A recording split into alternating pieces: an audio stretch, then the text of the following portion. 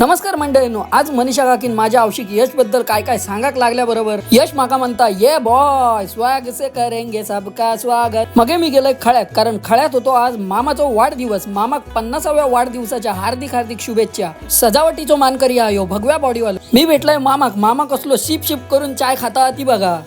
मया दादाच्या 4 गजाली ऐकलो आणि ह्यो काय बघतोय मी माझ्या शाळेतलो खास मित्र पाड्या. तेवढ्या थकडे सर्वेशन बच्चीची कळ काढल्यान बच्चीन त्याच्या मागसून 36 धावाक घेतले.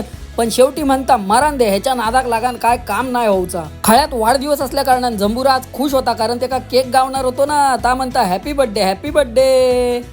मगे आनंदादान म्हटल्यान सावंत माका बऱ्याच दिवसांनी गावलो आणि सावताक धरून त्याका कसलो सालपट आवल्यान तो बघा काय काय विषयावर सावंत कसली मान हलवता. पिंट्यानकडे टिंबाली बरोबर वाचता की नाही त्याच्यावर चांगलं लक्ष दिल्यान. वाढदिवसाच्या 10 मिनिटं आधी झंबुरन घराकडे जाऊन फॉक घालून इला आणि कसला मोरडान दाखवता आता बघा.